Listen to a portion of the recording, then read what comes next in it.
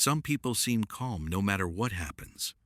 They're the ones who rarely raise their voice. They don't create drama. They stay composed in tense situations. When everyone else is panicking, they look perfectly fine. And because of that, people often assume they're emotionally strong. But sometimes, what looks like calmness isn't peace. It's control. And there's a difference. If you've ever been told you're so calm while your mind was racing, if you've ever smiled through situations that were actually hurting you, or if you've learned to hide your emotions so well that even the people closest to you don't know when you're struggling, this might explain more than you realize. Because some of the calmest people you know are fighting battles nobody can see.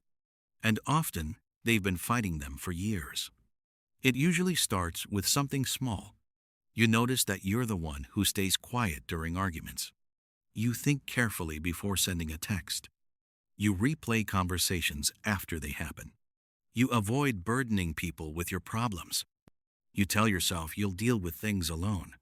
From the outside, these behaviors can look mature and emotionally controlled.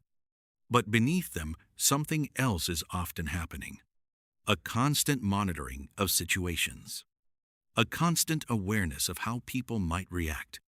A constant effort to prevent things from going wrong. Many calm people aren't relaxed. They're prepared. There's a psychological term called hypervigilance.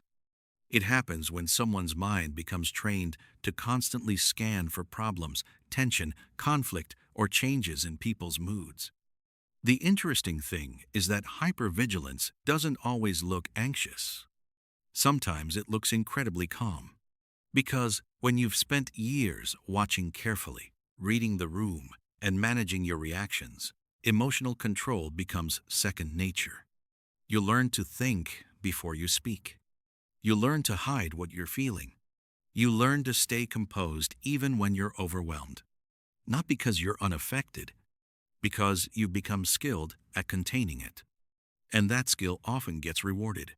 People compliment you for being mature, reliable, easygoing, strong.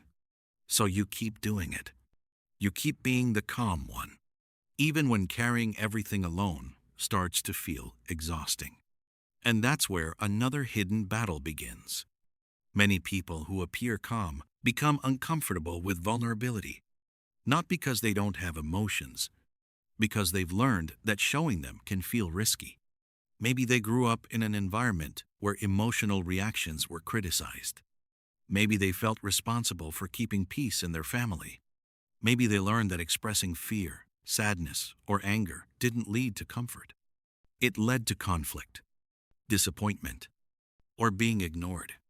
So, over time, they developed a different strategy. Feel it internally. Show it externally as little as possible. And eventually, that strategy becomes part of their identity. They stop seeing it as something they do. They start seeing it as who they are. The calm one. The stable one. The person who handles everything. And here's where it gets interesting. The real struggle often isn't anxiety itself. It's the pressure to never look anxious. It's not sadness. It's the pressure to appear okay. It's not fear. It's the pressure to remain composed while feeling afraid. Because once people know you as the calm person, they often expect consistency. They expect you to keep it together, to stay reasonable, to stay strong. And sometimes you start expecting the same thing from yourself. You begin editing your emotions before anyone else can see them. You filter your reactions. You downplay your stress. You tell yourself it's not a big deal. Not because it isn't affecting you, because you've become so used to managing your emotions privately. What many people call emotional strength can sometimes be emotional concealment. And those aren't always the same thing. A person can look completely composed while carrying enormous amounts of internal pressure. A person can seem confident while questioning everything in their own head. A person can appear emotionally balanced while constantly monitoring the emotions of everyone around them. That's why calmness can be misleading. Sometimes it's genuine peace. Sometimes it's years of adaptation, years of learning how to stay safe, years of learning how to stay accepted, years of learning that being emotionally controlled feels safer than being emotionally exposed. And none of that means something is wrong with you. In many cases, these patterns developed for a reason. They were forms of protection, ways to navigate environments that felt unpredictable, critical, or emotionally demanding. The problem is that people often see the behavior without seeing the story behind it.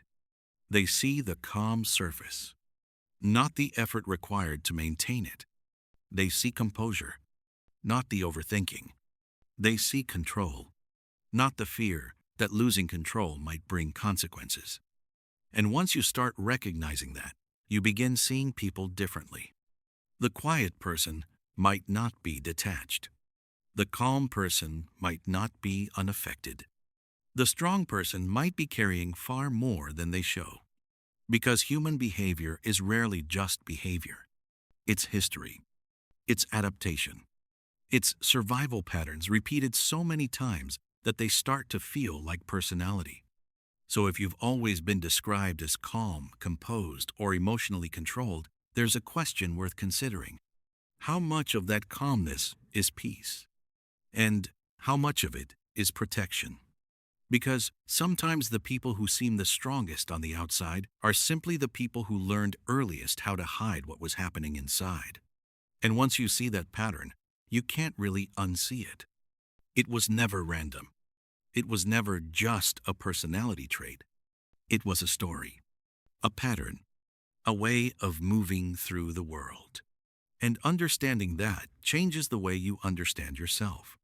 If this explained something you've noticed in yourself or others, there's always more beneath the surface than behavior alone reveals.